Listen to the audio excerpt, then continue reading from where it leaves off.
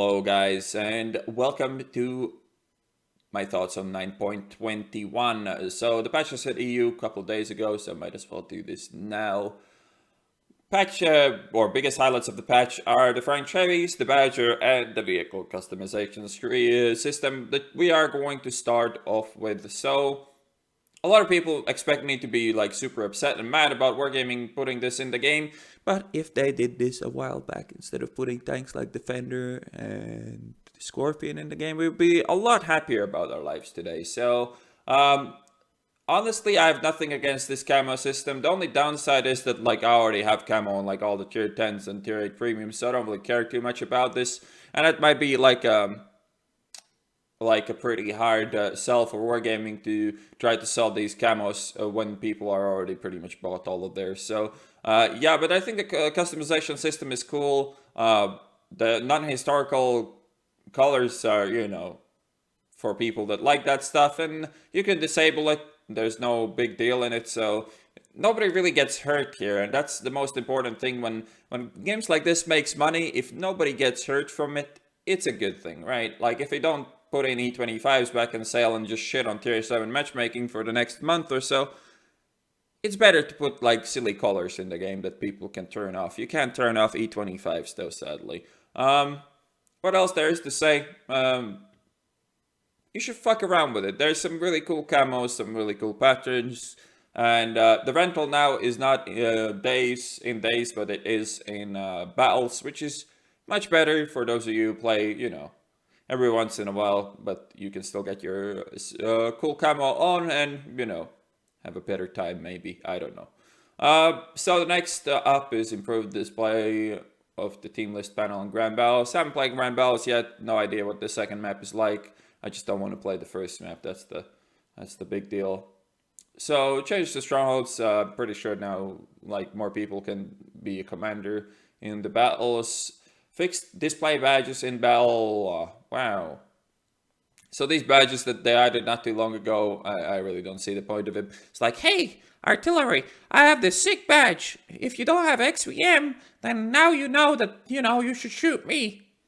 A really stupid idea. So we have Klondike, the new map, the big boy map. I haven't played it yet, like I said, so not really much to say about it. But here is something very nice. Improved terrain-related changes to hard-to-reach areas in the following map. So, aka they got rid of some more boosts. I'm not sure how thorough they were with this, but, you know, in my one day, 4 hours of playing, I did not see anybody boosting. So that is nice and feels good. So now we go to the vehicles. So we got the Badger added, and it's probably a bit too early to draw any conclusions because the entire tier 10 meta is just Badger nightmare. So can't really say much about it. It feels powerful. It feels like a tank that is bad for the game also because it just slows everything down.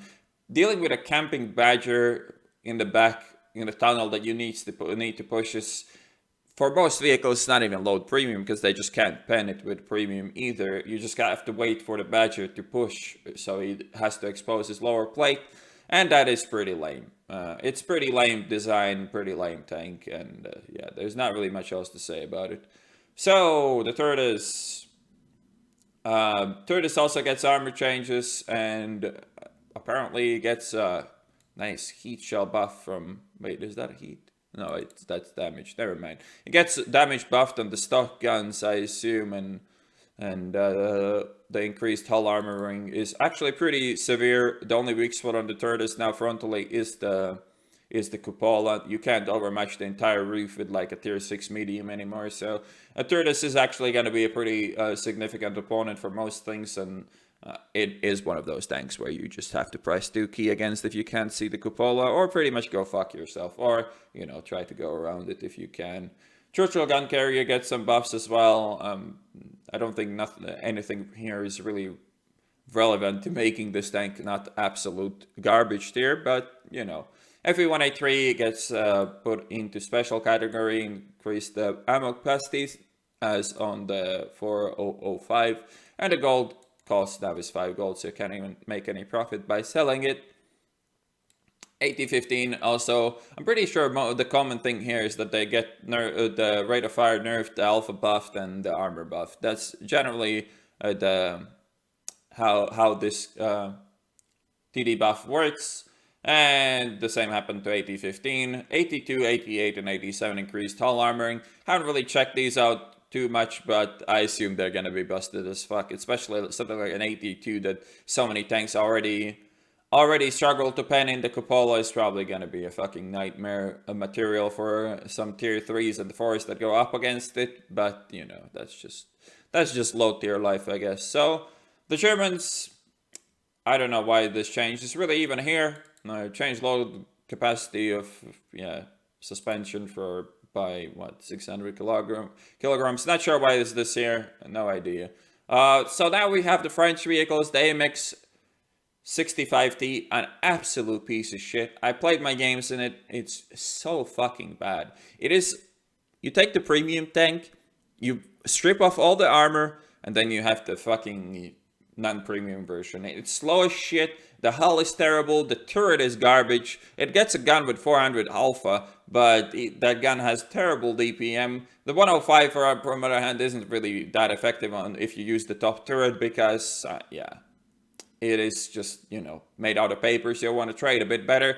And if you use the stock turret, which is actually the exact same turret that you get on the premium, you lose 20 meters of view range and get, 350, which is fucking pathetic at tier 8. So, yeah, this shit is just terrible version of the premium tank that we have in the game already.